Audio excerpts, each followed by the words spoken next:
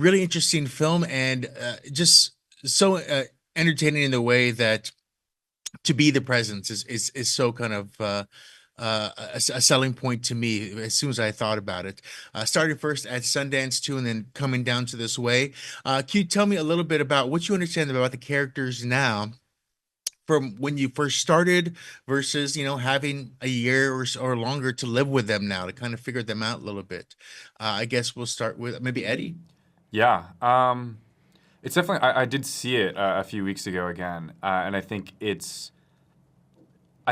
kind of like the way in which the family dynamic sets off is extremely confrontational from the get go, and I think especially while you're filming it, you might not necessarily know how that's playing for the camera, and then seeing it after a year, it really feels like a very deep family drama for a lot of it, I think. And I think it's a really cool frame to put a ghost story through.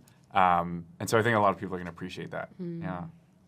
Yeah, I feel like the film tackles a lot on how dysfunctional the family is and how every single character in the film is going through some sort of trauma or some sort of pain that they're dealing with.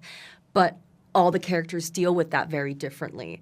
And the fact that it is all seen through the lens of the presence, I feel like adds on to the effect of that fly on the wall. You're really intruding. And I think that's something really special for sure. Yeah, I think what audiences are really going to be able to relate to is this movie, does not close any doors. If anything, like Kalina's saying, that fly on the wall is what you see. You get to see the real raw kind of horribleness that is in a lot of, is in life, is in these families' dynamic, is in their friends' dynamics. And so getting to see what most people in the world try to hide is what is going to definitely wake a lot of people up, and it has a lot of important messages, and it says a lot of important things. When it comes to Chloe, of course, she has feelings she can understand. So I have to ask you, Kalina, do you have any sixth sense yourself? Are you someone who can like feel things, know things, understand? I mean, or are you just like someone who like things could hit you and you're like, what happened? Like, where do you stand on that scale of things? In tune with energies and spirits, I think. I've actually had a few paranormal activities happen in places where I've lived before, one of them being the hotel that I stayed at while filming Presence, so very on brand. But no, I'm a big believer that there are spirits out there. There's definitely another wall because our souls don't just go nowhere after we go. So, Right. yeah. She's also freakishly good at Monopoly.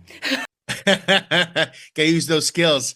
Wes, I do want to ask too, very few times except on stage do you get to play evil in a vacuum almost. You're with yourself even though you have someone else in the room. Can you talk a little bit about getting ready for that? Music, especially if it's a character that is like so far removed from my life, and it's one that I really have to sort of imagine what I guess that character is going through in terms of pain, in terms of thought process. And so music for me was a huge gateway into the character. I listened to a lot of Nirvana, a lot of Basement, a lot of 90s kind of grunge and rock, a lot of Hole, a lot of, just that like a very loud music, even though my character is very intimate and quiet. And I think just holding all those sort of demons inside via the music is what really brought that character to life. For sure. Well, I won't look at Saran Wrap the same for sure. So